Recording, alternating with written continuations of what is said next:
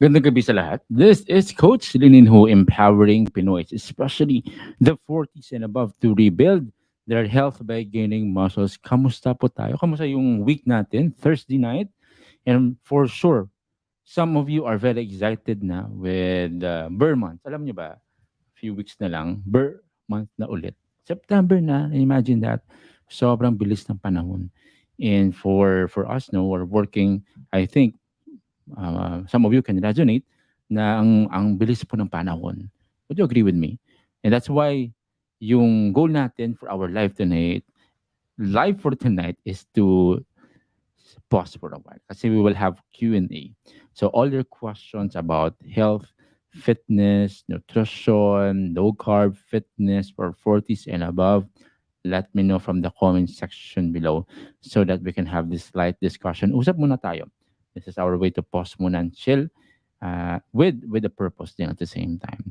So hello po sa mga viewers natin. Where are you tuning from? Pakilagay naman dyan sa comment section so that I know saan po kayo nakatune in. For some of you hindi pa naka-register sa National Low Carb Day natin, October 1. I'd like to encourage you so that you can interact personally, in person. Iba din kasi yung impact. I know you can agree with me na iba yung intensity and the ambience when you are present in the room. So October 1, National Low Carb Day, and we have our healing ministry. August 20, this week na po, this Sunday. And imagine that this Sunday, we'll have our healing ministry led by Dr. Iris Radev. Kainta, One Kainta Auditorium. So if you are not registered yet, I'd like to highly encourage you. You know, I've been coaching many students, and most of them physical, some are mental, emotional yung concern. But I think if you deal with the spiritual one, you can deal with all these things. So yung sa August 20, holistic siya na approach. Not just physical, but also spiritual, mental, emotional. So hitting many birds with many stone yung sa August 20 natin na event. So yeah, looking forward to it. If you are present dun sa events natin, pakilagay naman dyan sa comment section so that I can say hi to you dun sa event natin. We'll have muna yung konting uh, trivia. Okay. If you know the following food, ito po mga famous food sa Pilipinas. If you know the name of this food, paki-comment dyan sa message section natin. What do you call this food? Okay, for some of you, favorite nyo to. Naku, kapag meron ganito, nung nasa high carb pa ako, nung kinocombine ko yung ganito sa rice, naku, mapapalamon ka talaga. So what do you call this? What food is this? Hmm? Hmm? Alam to na mga nanay natin. They're the ones who prepare this. Nothing beats homemade, lutong bahay, haplos ng nanay. So, anong tawag sa food na ito? Sino nakakaalam? Okay, take time to recall if familiar pa yung food sa inyo. Okay. Maybe some of you forgot about this, no? Okay. What do you call this food? Okay. Sabi dito ni Ma'am Yonida Rama, laing daw. Okay. Sabi dito ni Ma'am Charlene, laing with a question mark. Siguro hindi sure. But good try, Ma'am Charlene. Ginataan, sabi ni Ma'am Larry. Okay. Yeah. I think we're close to it. Yeah. Ginataang something daw, sabi ni Vega Rojas Jason. That's really good. Yeah. I think we are correct dun sa sagot na laing. Yeah. So that's good. Galing sa mga naka-guess ng pagkain natin dito. Next natin. Okay, anong tawag dito sa ganitong food? Okay, for some of you, ito yung pinapare sa mga sa usual nyo na ulam. Okay. May nakasagot na ata dito. Siguro paborito ni Vega Rojas to. Sir Vega, okay.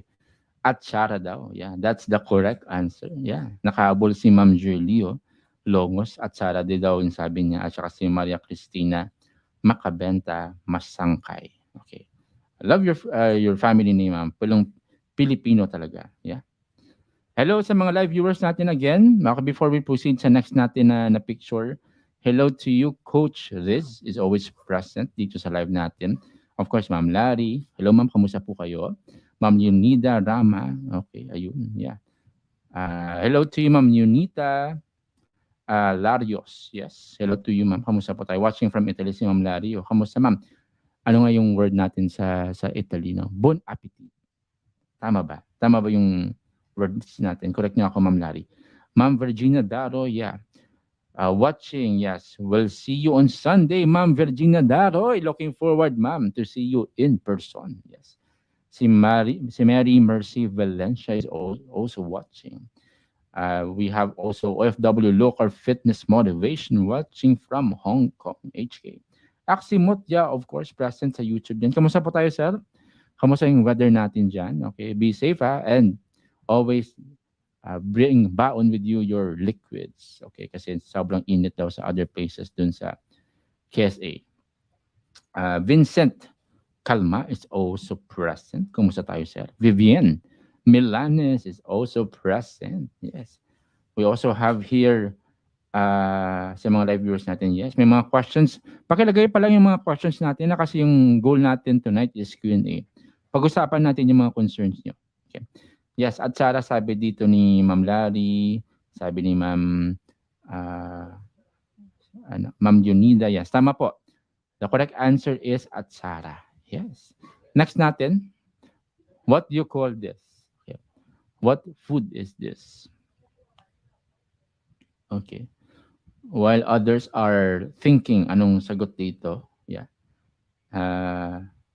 Charlene Gift, watching and learning from. Yes, that I like the word learning because you're not just watching, but learning at the same time. Mualbal Cebu from Bira Brigada Duty. Ano po yung Bira Brigada Duty, ma'am? Enlighten me. Yeah. Anong tawag sa food na ito? Yung first na nakasagot dito, yeah, 2 points na ata si Vega, no? Grabe. Siguro ano to, pang tawag doon sa pang tagay. Ano pang tagay? 'Di ba sarap to pang tagay, sabi nila.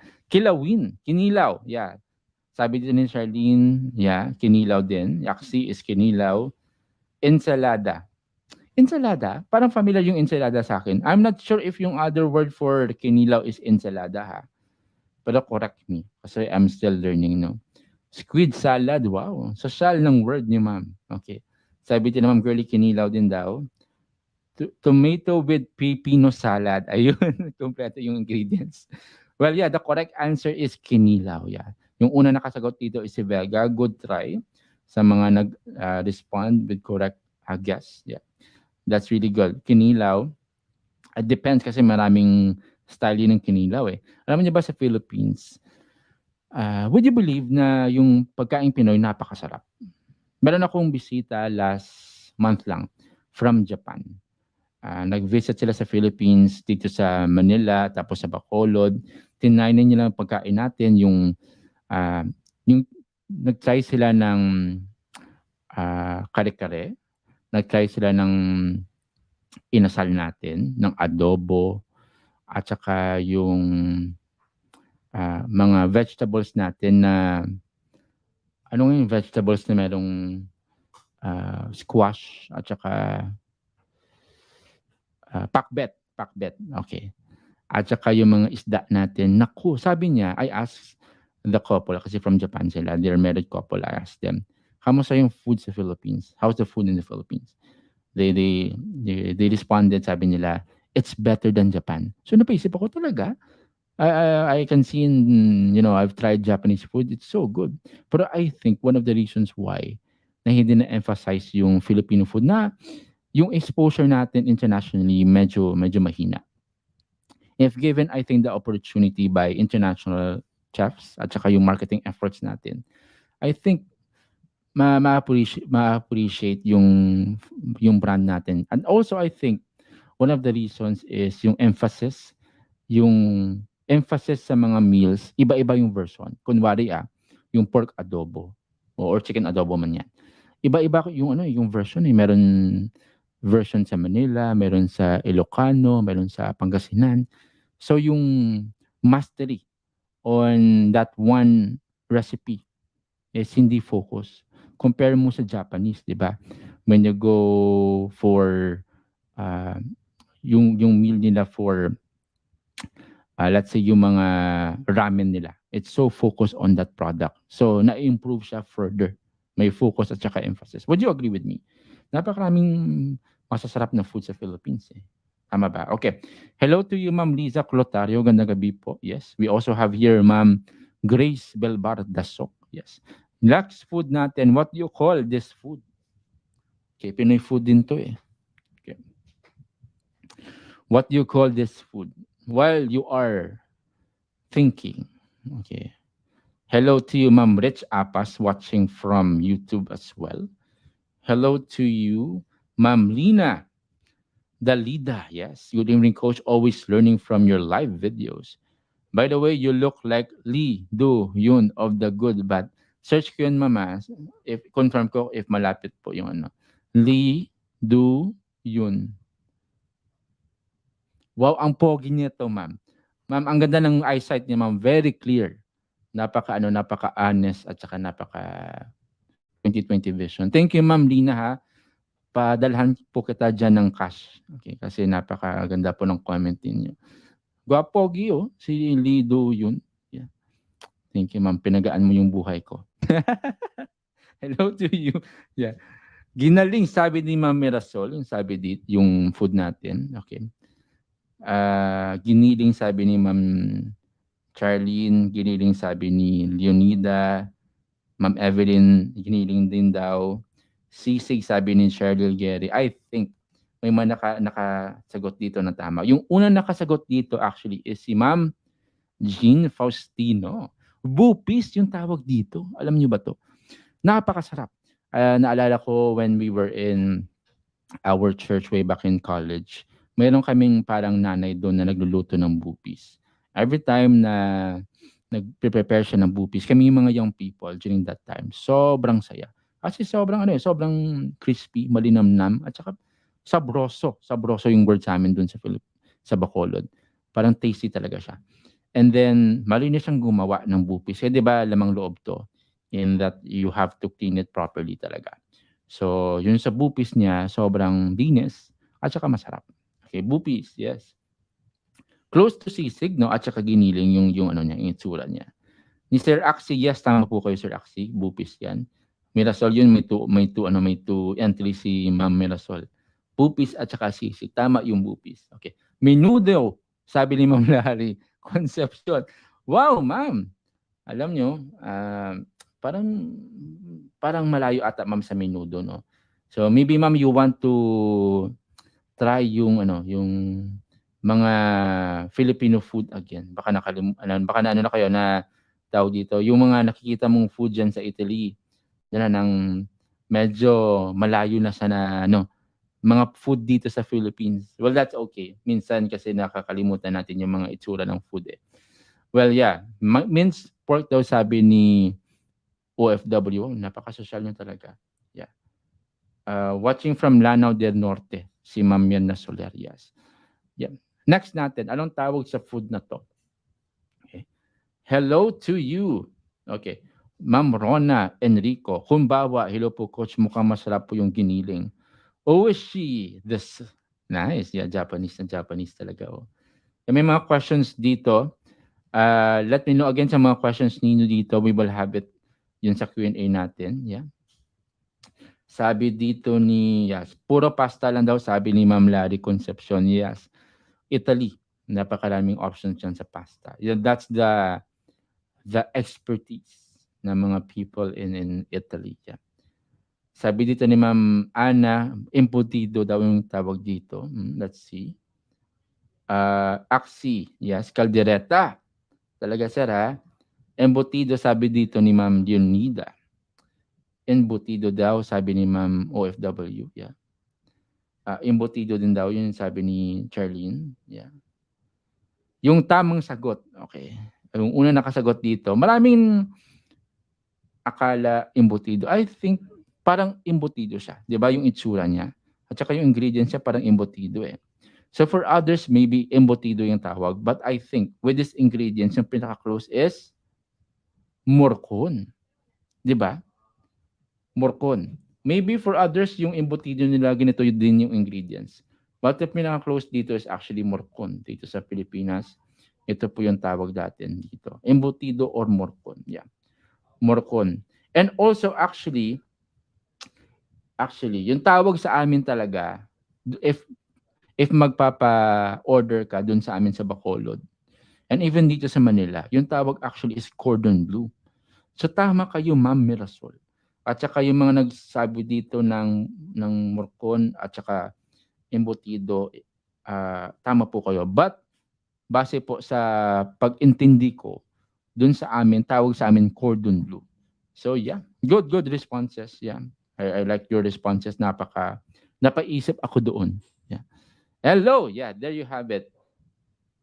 Again, we will have our Q&A. So before I dive into our Q&A, I'd like to encourage you to have this page. And I think most of you already follow this one because our goal is to help 40s and above. Okay, first question muna natin dito.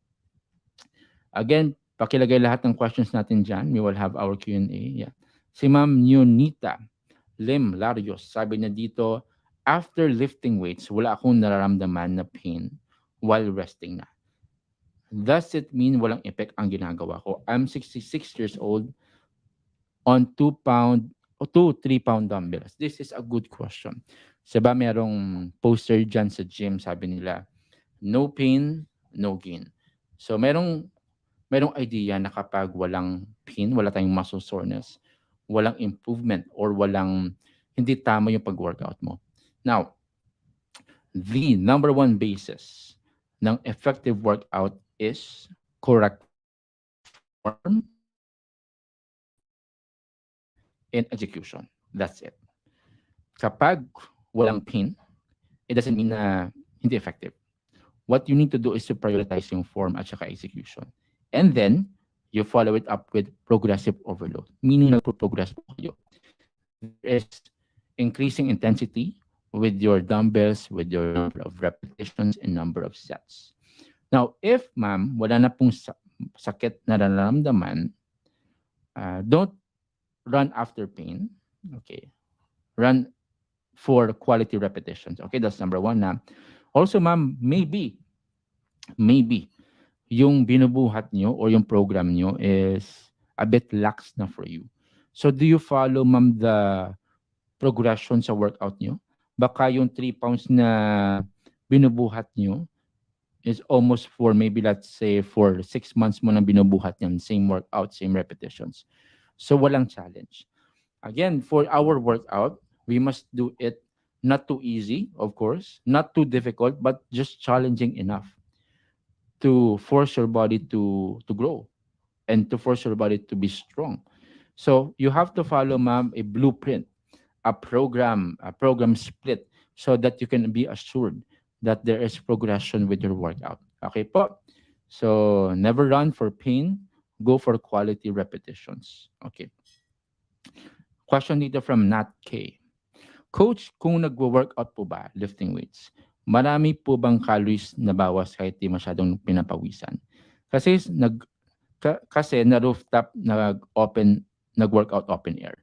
Medyo malamig ang simoy ng hangin kasi mga 5 AM dito. Kumpara kung nasa loob ng bahay, sobrang pawis po. Well, when you are sweating a lot, of course, it contributes to burning calories. You would feel it.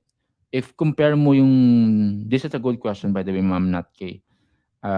Before I answer it, no, I'll give a context muna. Dito sa stay ko ngayon sa Manila, naka-aircon yung gym. So most of the time walang pawis. Okay, so when I visited my province last month sa Bacolod, sa gym na pinupuntahan ko doon walang aircon, so sobrang pawis. So the difference is, yung pinagpapawisan ako doon sa Bacolod, yung energy ko is okay. Pero drain ako after. Kasi exhausted ka, depleted yung liquids mo. Kasi sobrang pawis eh. Dito sa Manila, ako nag-gym kasi may aircon, hindi ako gano'n pinagpapawisan. Yung energy ko is just moderate. Pero even after my workout, stable pa rin yung energy ko. Hindi gano'n ka-drain compared dun sa workout na ko na sobrang pawis. So, the principle is this. If marami kang pawis, of course, maraming calories na nababurn. So, you have to know. If yung goal mo is quality workouts, you have to balance it out. Kasi kapag sobrang pawis ka naman tapos drain ka naman after, baka hindi yan sustainable for your work. Kasi may work ka pa after. So yes, the short answer is yes. Marami yung pawis na, maraming calories ang nababurn if pinagpapawisan ka. If compare mo siya sa hindi ka pinagpapawisan. Okay, so that's the principle. But again, you have to know ano po yung sustainable for you. What kind of temperature is sustainable for you. Okay? Yes, watching. Hello to you. Sobrang init daw sa Italy, sabi dito ni Ma'am Larry. Yeah, Concepcion. Yes. Hope all is well, ha? Sige, rehydrate po kayo. Okay, dito kay Ma'am Ana Arlene. Good evening, coach from Davao City. Yes. May ano talaga, proud to come from Davao si Ma'am Ana. Coach, yung sa reps nakita ko sa ebook, 12, 12, 10. Yung ginagawa ko, 14, 14, 14 kasi nasa day 32 session na ako. Well, ma'am, that's good kasi may progression po kayo from 12 to 14. Now, ma'am, you have to review the ebook kasi one of the things na na-emphasize dyan is yung pag-increase din ng weight, not just with repetitions. So, that's okay, ma'am, na nag-14 reps na kayo. If na max out nyo na yung weights na ginagamit nyo. For example, bench press. Bench press. For 3 weeks, 10 pounds, tapos 12 reps. 3 weeks. Tapos, na-feel mo na kaya mo pa siyang i-push harder. Of course, you have to add weights, ideally. You go from 10 pounds to 12 reps, for example. Pero kapag wala kang available na dumbbells, you have to progress sa repetitions naman. So that's okay, Ma'am Ana.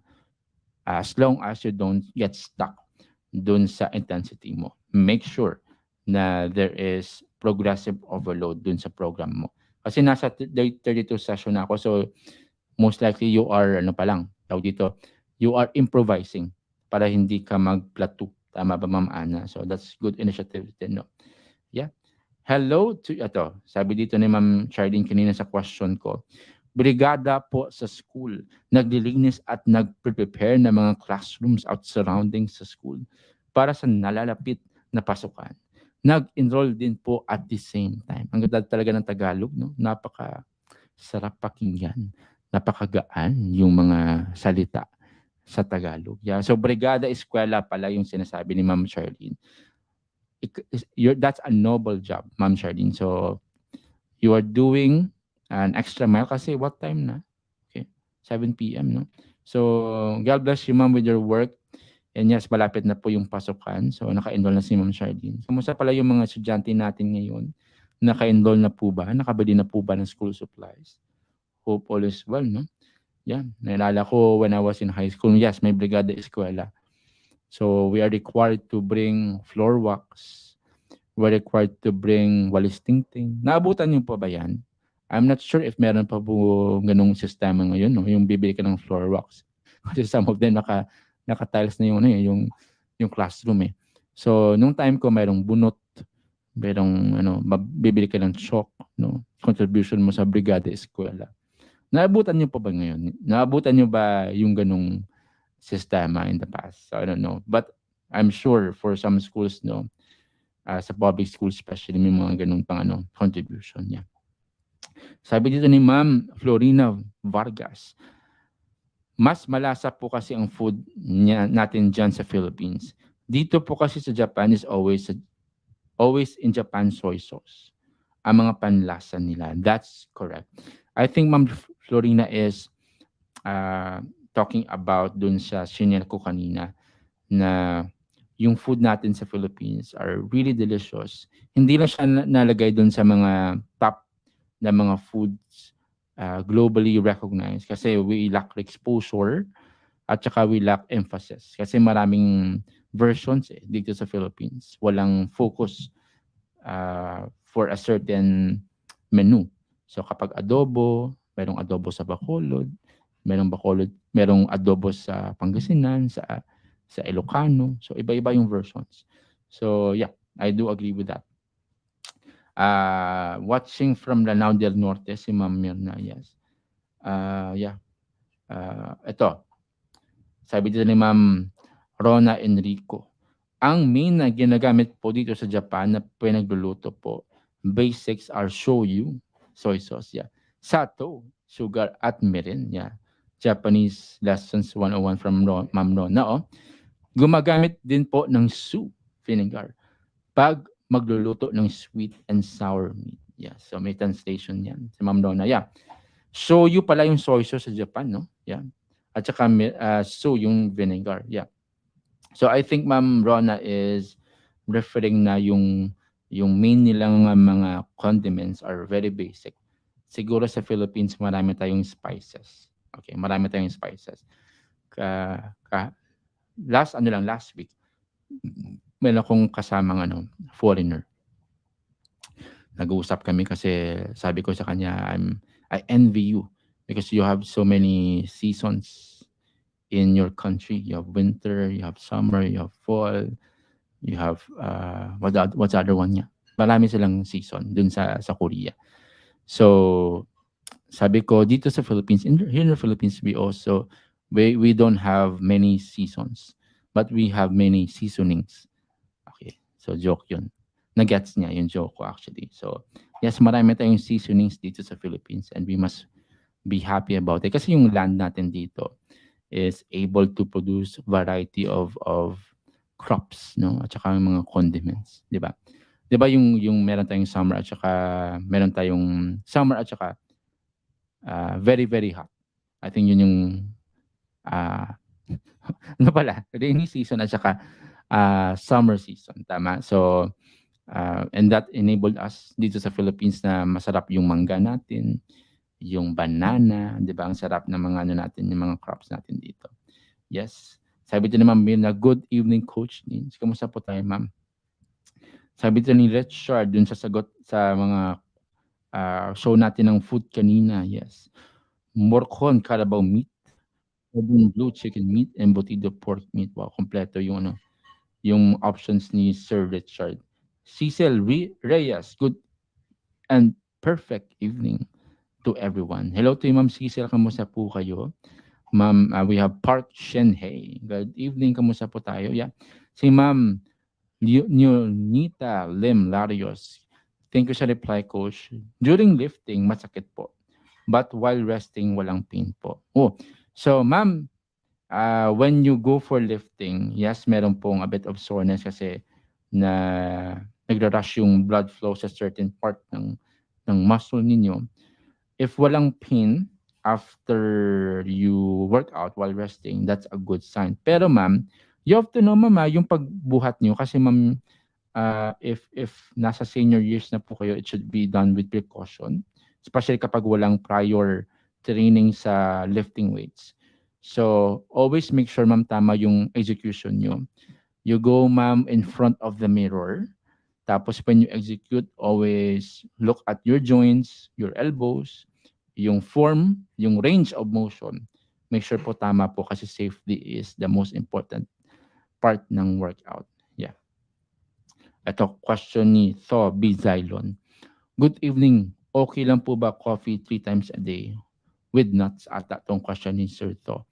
Now, yung coffee, okay, very clear to na we understand it. That's a good question, Sir Tho, no? Kasi most of us are dependent sa coffee. Okay. To work and to function well. The idea though is this. Alam niyo ba yung coffee is the most under-regulated drug in the world. Kasi stimulant siya eh. It's a drug actually, kasi caffeine. It's a form of drug, yung caffeine. Now, merong term sa uh, pharmacology, tawag nila half-life. Okay. Half-life, sabi, meaning nun is ilang hours before 50% ng drug be out of your bloodstream. So, ano yung half-life ng kape? Na 50% ng kape is out of your bloodstream. 7 to 8 hours. So, let's say 7 hours. So, uminom ka ng kape at 12 noon. Okay. At 7 p.m., 50% pa lang ng caffeine is out of your bloodstream. So, the remaining 50% is still in your system. So, what will happen? Yung brain natin, may part dyan na nagre-regulate ng sleep. Okay. Leptin, that's the hormone for sleep. So, sleep pressure yan. So, binablock yan ng caffeine. That part region sa brain natin is responsible for sleep pressure.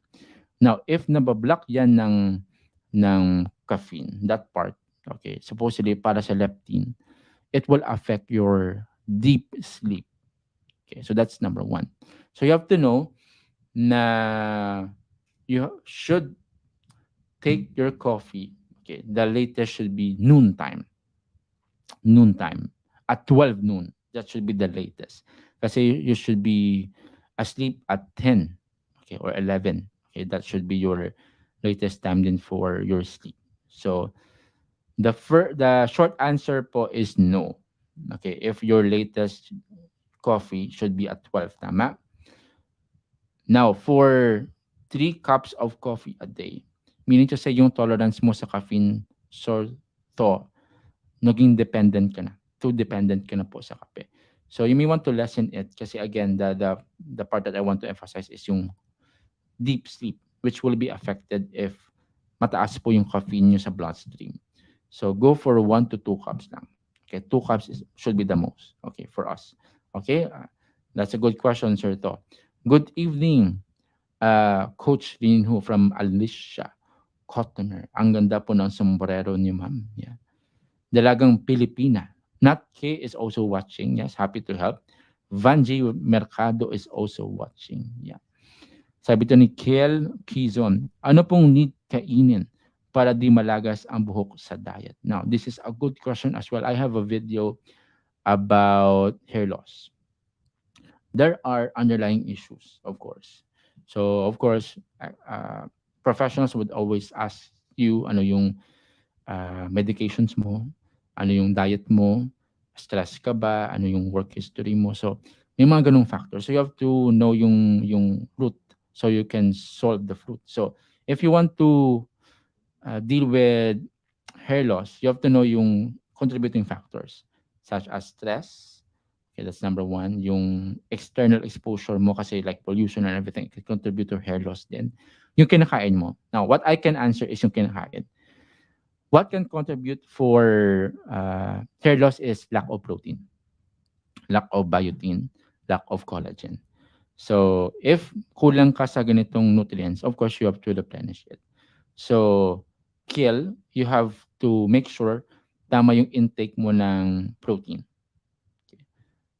Tama yung intake mo ng biotin at saka ng collagen because these three can help you with your hair health.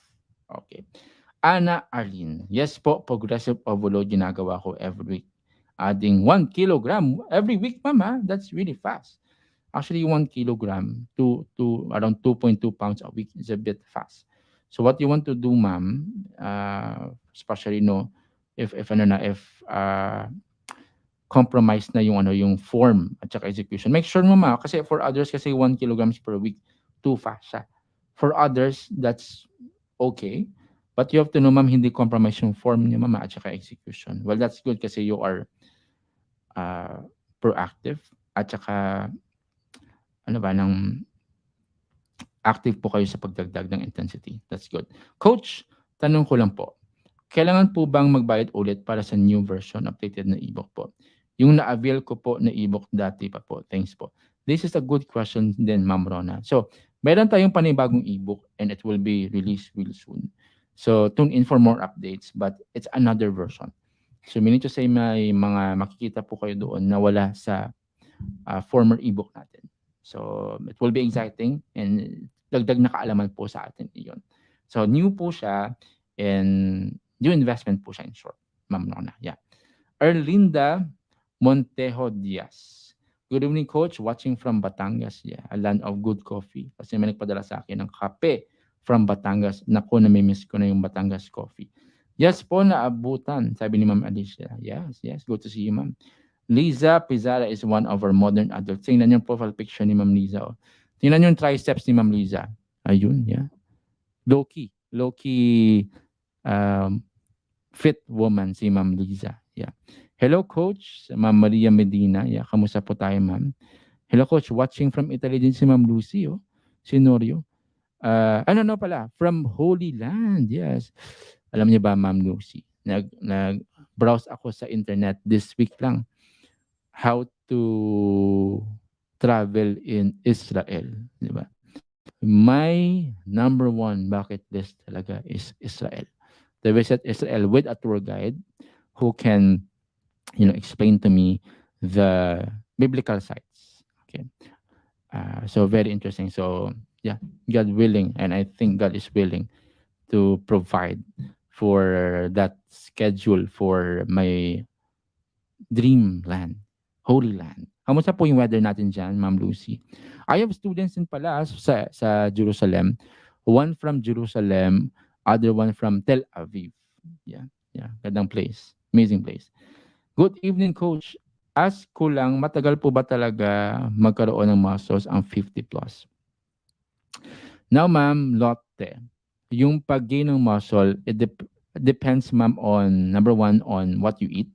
So, is it aggressive or moderate or conservative lang? And number two, Ma'am, there's metabolism factor. So, age, gender, at saka yung activity mo. So, Ma'am, yung pag-gain ng muscle is different from 50 years old, of course, to younger ones. But, Ma'am, I've seen students who are in their 60s, 50s, na nag-gain ng muscle within 3 months. Meron din within 6 months. So, Ma'am Lotte, the key is consistency. Always make sure you are on the right track. You do it right. You do it safe. But make sure, Ma'am, you don't get stuck there. Meaning to say, nagpo-progress po kayo. I have a student, actually kaka-enroll niya lang kanina.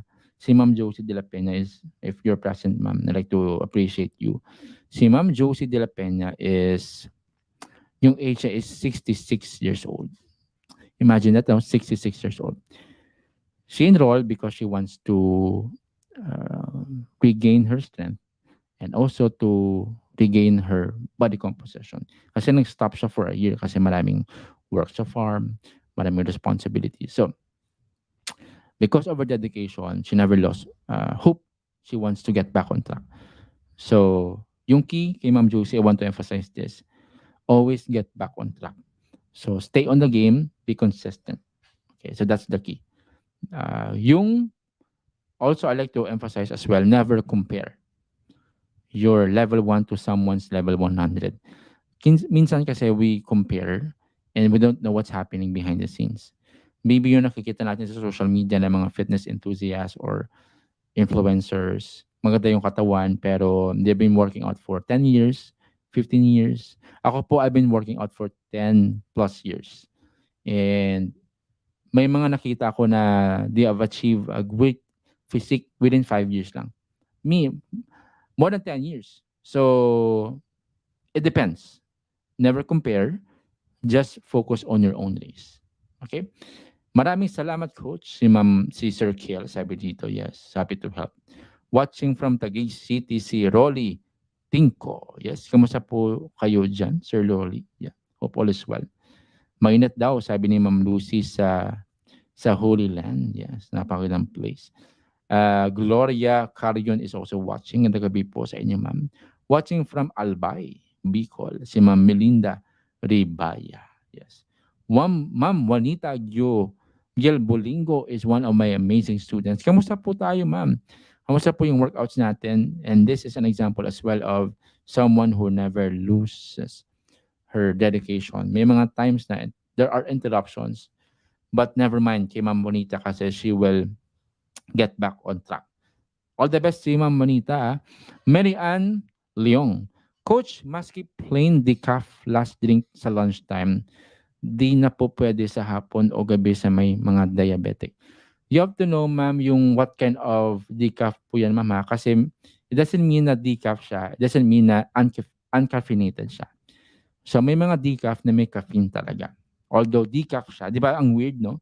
Decaf na nga, may caffeine pa. So you have to know po, ma'am, yung components niya. Pero, ma'am, you have to observe din yung katawan mo. So maybe even after lunchtime ka, nag-decaf ka, tapos at 10 at saka 11 p.m., you would feel na hindi ka pa rin sleepy. No? Compared dun, based dun, ma'am, sa sinabi ko na half-life ng caffeine, which is 7 hours, you count 7 to 8 hours, you are not drowsy pa. You have to know po, ma'am, yung tolerance nyo sa kape. Okay? Ang goal natin is to achieve deep sleep. Okay? Deep sleep. So, meron po tayong rhythm sa katawan. Alam niyo ba meron tayong rhythm? That's why most sa mga boomers, sa mga baby boomers, you can wake up without alarm clock. Tama po ba? You can wake up 5 a.m., 6 a.m. without an alarm clock. Kasi nasanay po kayo without the gadget na you wake up with the help of sunlight lang. Tama? With the help of sunlight lang. So that's our natural rhythm. Meaning to say, yung katawan natin pala has a clock. Has a clock. Orasan ba? Okay, kagaya nito. Wala akong orasan dito eh. Okay, orasan. Okay. Kapag merong sunlight, it will tell your body, it will tell your brain, you need to wake up, you need to work. It's morning. Kapag wala ng lights, okay, gabi na, you're telling your brain, it's time to sleep, it's time to rest. Now, it is different in today's generation. It's totally different. In the past, di ba, 7 p.m., 8 p.m. lights off na. Ngayon, of course, hindi yan nangyayari. There are many gadgets. We are too dependent with our gadgets. 10 p.m., 11 p.m. Meron akong kilala na yung pampatulog niya YouTube. Natutulog siya watching videos lang daw. So, yun yung nakasanayan niya. So, that's too bad kasi you're exposing your eyes to bright lights before you sleep. So, turn off your gadgets 2 hours before you sleep because that's your way to tell your brain it's time to sleep, it's time to rest kasi wala ng lights. Tama? Hello to you, Ma'am Nerissa Jimenez. She's watching us. Welcome sa po tayo. Sa Ma'am Sabina Vlog is one of my amazing students. I am always amazed by her dedication for her family at saka for her work. Kamusta po, ma'am, yung workout natin? Kanina, nag-workout kami ni Ma'am Sabina. No? Yeah. Yes, coach, need ko na din mag-enroll kasi 48 kilos na ako, need ko na mag-weight gain. I'm 52 years old. No more maintenance, just 3 months. Natanggal na ang maintenance ko. Ma'am, I'm happy to know na wala na yung maintenance because that's the goal of our program, to be healthy. To be healthy. Once you're healthy, life is fun at saka simpler. Ma'am Lucy, message po ako sa page ko if you want to enroll sa one-on-one coaching natin. This is our plan actually. So we have slots left for one-on-one coaching. So we want to guide you every step of the way. We have coaches in the Wortagan Academy. By the way, hindi na po akong nag-iisang coach sa Wortagan. Marami po tayong coaches. Meron tayong babaeng coach. Meron tayong lalaking coach. Iba-iba. So our goal is to serve you based on your needs. So message po ako, ma'am, if you want to avail of our one-on-one coaching. Ma'am, Juanita, okay lang po, consistent pa ako sa workout ko. I believe sa tulong niyo po, kakayanin ko. Nakakataba ng puso. Pakinggan yung mga ganitong affirmation that they are doing the right thing. Ayoko sa decaf, sumasakit yung ulo ko. Sa morning na talaga ako nagkakape. That's good, Ma'am Ana. You have to listen to your body. May mga signs na, alam niyo ba yung katawan natin, they're sending signs, yung signals sa atin. So, for example, if may kinain kang ganito, tapos sumakit yung tiyan mo, that's a signal. Or maybe nagkape ka, tapos hindi ka nakatulog, that's a signal as well. So, you have to listen to how your body responds. Okay? Ask ko lang po, sabi ni Ma'am Elizabeth, stop muna ako sa workout ilang days na because may sumasakit sa left arm ko. Hindi po ba mabawawasan na pag na-gain na muscles? Now, ma'am, ilang days ka pa lang po nag-stop sa workout, ma'am, no? So, ma'am, make sure mo lang mataas yung protein mo. Stable lang yung protein mo, non-negotiable siya kasi it will maintain yung muscle mass mo. If you are not working out, you will feel na yung pump, yung katawan mo, it's not that firm. Tama? Hindi siya ganun ka-pump. Well, that's normal. Kasi hindi siya na engage sa activity. Yung blood flow is low, yung circulation is low. So, hindi ganun siya ka-firm. So, if you go for prolonged fasting, let's say mga 18 hours, 36 hours, of course, it will lead to muscle wasting. So, ma'am, if sumasakit pa po yung arm nyo, make sure po ma'am meron some form of activity lang, like stretching or walking.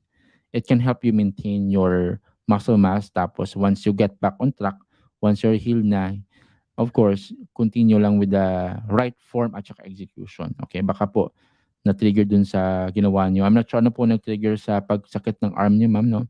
You have to know yung cause, ma'am, ha? So you can treat it well. Okay. Ma'am Vanji, Coach, di po ba nakakasira sa kidney ang vitamin C at biotin? Ininom ko po sa lunchtime. At sa dinner po, vitamin E at collagen. At pwede rin po ba mag-take ng magnesium sabay ng vitamin E at collagen? Coach, salamat po. Now, Ma'am Vanji, when it comes sa like biotin or vitamin C, water soluble po yung ano, no, yung vitamin C, meaning kapag sobra, it will be washed out. Now, lahat ng sobra masama sa kidney because it's like a filter. 'Di ba sa filter sa kunwari dun sa water filter mo, kapag exposed siya sa maraming ah, dumi, of course, masisira siya. It will get stuck there. It's not healthy for your water filter. How much more sa kidney mo, 'di ba? So it's like a filter. So lahat ng sobra hindi maganda. But yung mga tinitake mo ma'am na vitamin C, biotin, magnesium, collagen, it's good for your health. You have to know lang ma'am yung dosage na allowed for you. Okay. Once you know the dosage that's good for you, it won't hurt your kidney. Okay, ma'am? Ifugao, low carbers, sabi ni Ma'am Vilma.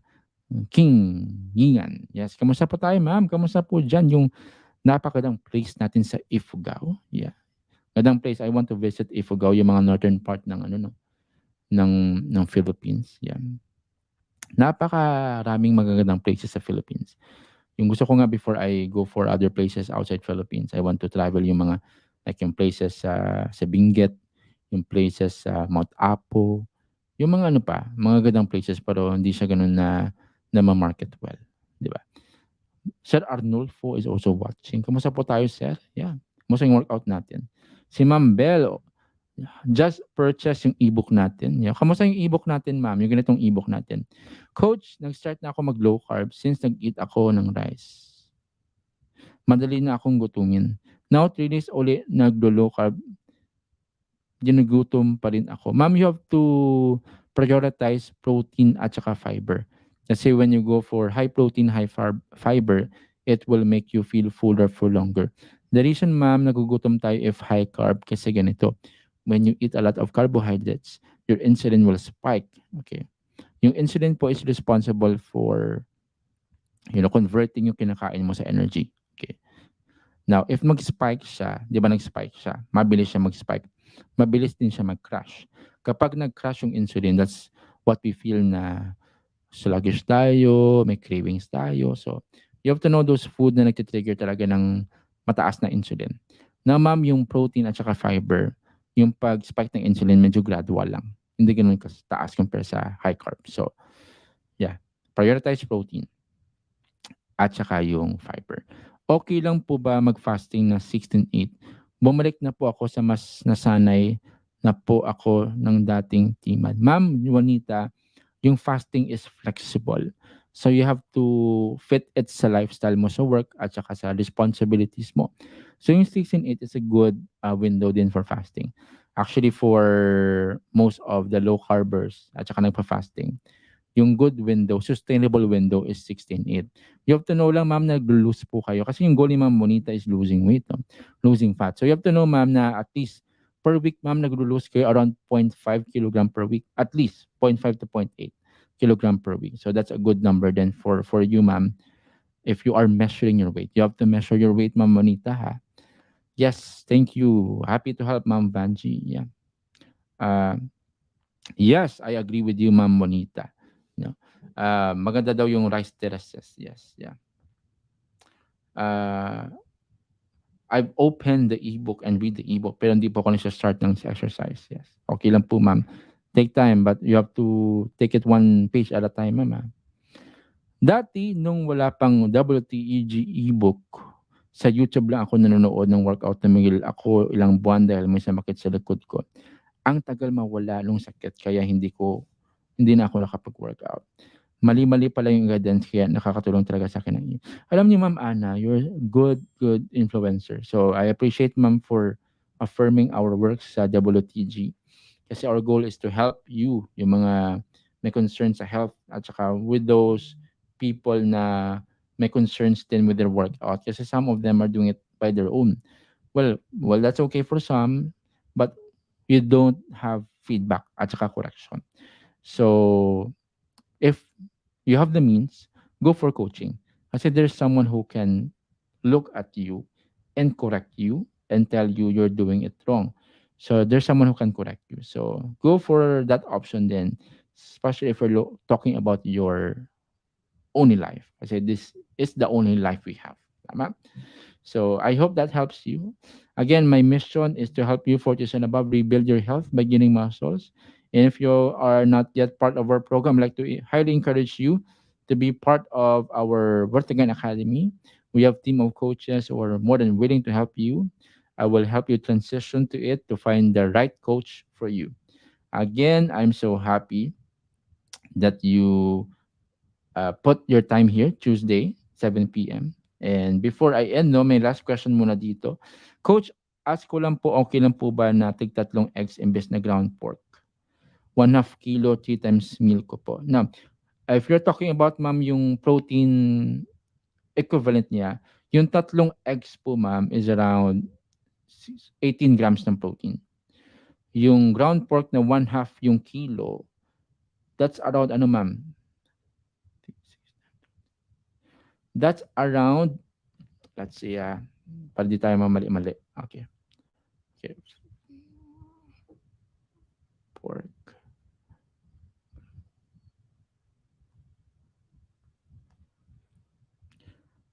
Okay.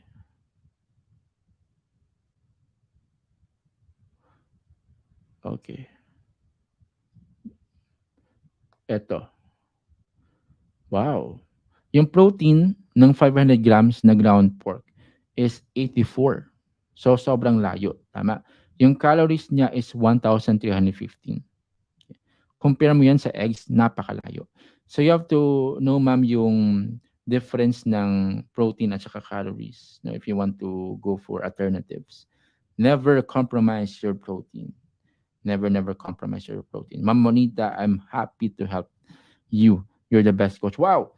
Thank you, Ma'am Monita. I'm so blessed, ma'am, by your comment. Yeah, you're very sweet and thoughtful. Yeah. Magandang gabi sa iyo, Coach. Ma'am Jelisa Bukala. Yes, happy. Kamusta po tayo, ma'am? Kamusta po yung weather natin dyan? Hope all is well. See you again sa live natin on Tuesday at 7 p.m. God bless you. My prayer for you is this. You be healthy, you be stronger so that you can do more things for your family and for the things you love. God bless you. Enjoy the rest of the evening. Bye-bye.